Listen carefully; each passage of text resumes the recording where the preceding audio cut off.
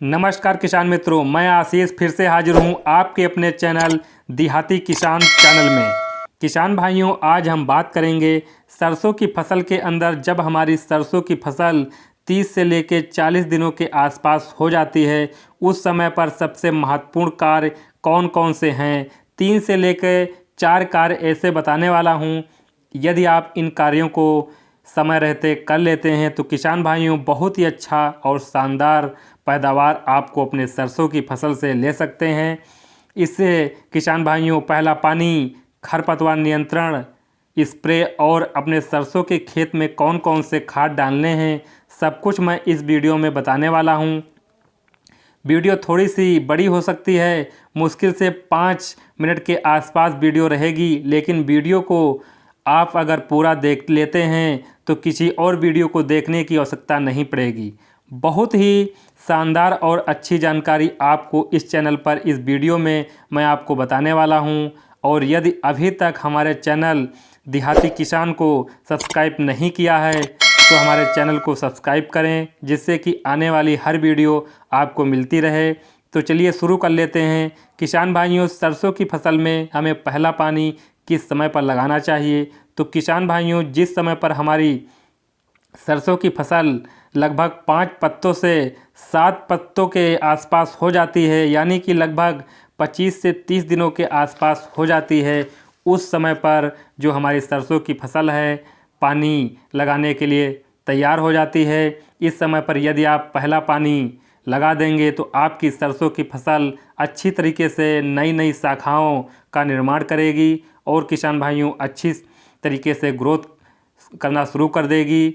और दूसरा किसान भाइयों, सरसों की फसल में हमें पहला खाद हमें कौन सा डालना है और कितनी मात्रा में डालना है। तो पहले खाद के बारे में यदि मैं बात करूं तो पहला खाद आपको यूरिया खाद आपको अपनी सरसों की फसल में डालना चाहिए। और यूरिया खाद जो आप किसान भाइयों डालते हैं तो ध्यान दें कि बालू रेत वाली यूरिया ना हो और बिल्कुल बारीक जो होता है, बिल्कुल पाउडर फॉर्म में जो आता है, वह यूरिया का आप प्रयोग ना करें। को सरसों की फसल में नहीं डालना चाहिए, क्योंकि यदि आप किसान भाइयों इस यूरिया को अपनी फसल में डालेंगे तो आपकी जो सरसों की फसल है, जो पत्ते हैं, पत्तों पर चिपक जाएगा और सभी पत्तों को जलाकर बेकार कर देगा। तो ध्यान दें, बिल्कुल दानेदार वाला यूरिया होना चाहिए, उसी यूरिया का आपको उपयोग करना है। इसके साथ साथ किसान भाइयों, यूरिया के साथ कोई भी एक अच्छा ग्रोथ प्रमोटर अपनी फसल में डाल सकते हैं। जैसे आप सागरिका का उपयोग कर सकते हैं, बायोवीटा का उपयोग कर सकते हैं, या फिर कोई अच्छा ग्रोथ वाला खाद आप डाल सकते हैं।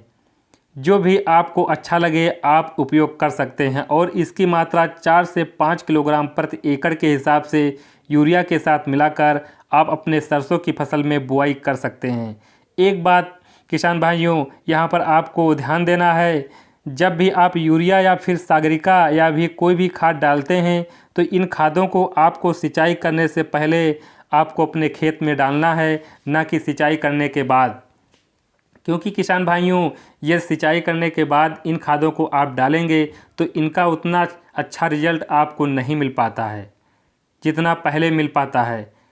एक कार्य यहाँ पर आपको और करना है कि खाद डालने के बाद तुरंत ही आपको सिंचाई करनी है। ऐसा नहीं है खाद आपने आज डाल दिया और कल या परसों आप सिंचाई करेंगे तो ज़्यादा अधिक बेनिफिट किसान भाइयों आपको नहीं मिल पाते हैं।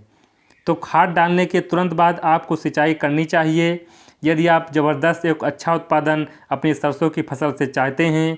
अब किसान भाइयों, बात कर लेते हैं खरपतवार नियंत्रण की। हमें सरसों की फसल में खरपतवार नियंत्रण कैसे करनी चाहिए?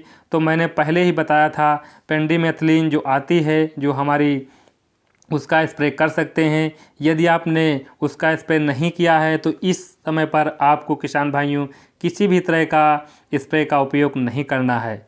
इसे आपको अपने हाथों की सहायता से या फिर मज़दूरों की सहायता से या खुरपी की सहायता से खरपतवार निकालें, क्योंकि यदि इस समय पर आप कोई भी स्प्रे करेंगे तो ये हमारी सरसों ज़्यादा प्रभावित करेगा और बहुत ज़्यादा नुकसान हमारी सरसों की फसल से हो सकता है।